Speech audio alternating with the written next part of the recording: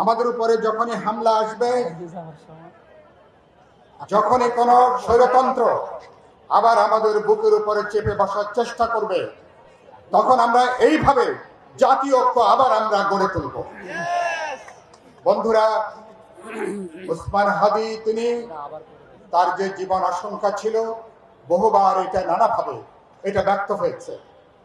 আমি স্বরাষ্ট্র উপদেষ্টাকে জিজ্ঞেস করতে চাই, বারবার করে তার জীবন আশঙ্কা দেখা দেওয়ার পরেও কি ব্যবস্থা আপনারা গ্রহণ করেছেন? দিনে দুপুরে নির্বাচনের তফসিল ঘোষণার 24 ঘন্টা না যেতেই সেগুন বাগিচা আমাদের অফিসের কাছেই কয়েকশো গজ দূরে হবে, তার উপরে যেভাবে হামলা আক্রমণ হয়েছে, এটা কোনো বিচ্ছিন্ন ঘটনা নয়।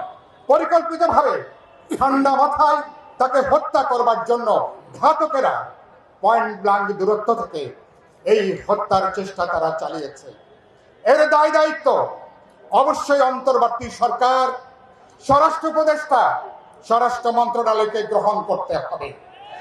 এভাবে দায়িত্ব এড়িয়ে যাবার কোনো সুযোগ নাই।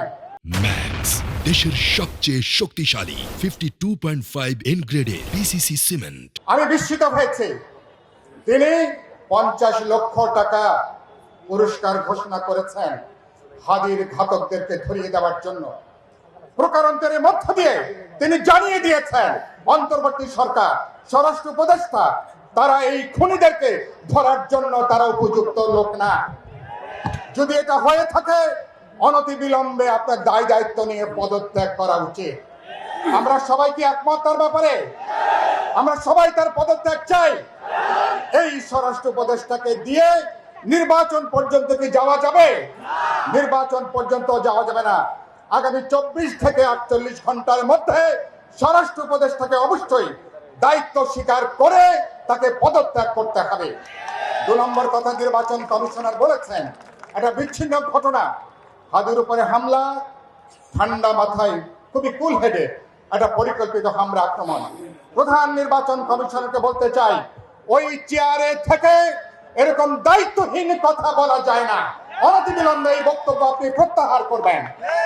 এবং সরকারকে বলতে চাই, আপনারা যে পথে হাঁটছেন এটা খুবই আত্মঘাতী পথ।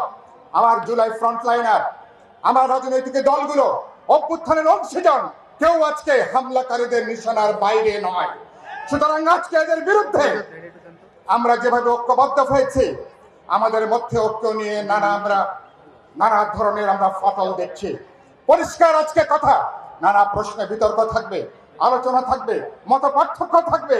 দেশের স্বাধীনতা, নিরাপত্তা, জুলাই অভ্যুত্থানকে রক্ষা করবার প্রশ্নে ঘাতকদের বিরুদ্ধে এবং এই জুলুমের বিরুদ্ধে আমরা আবার আমাদের জাতীয় ঐক্য আমরা গড়ে তুলব। এই ঐক্য যত জোরদার হবে, খুনিরা তত বেশি তারা কিন্তু পশ্চাৎ অপসারণ করবে। চলুন আমরা বিতর্ক করি, আলোচনা করি, কিন্তু আমরা জাতীয় ঐক্যটাকে চোখের মণির মতন করে নির্বাচন এবং গণভোট, বাংলাদেশের গণতান্ত্রিক উত্তরণের যে লক্ষ্য, সেটাকে চোখের মণির মতন করে রক্ষা করব।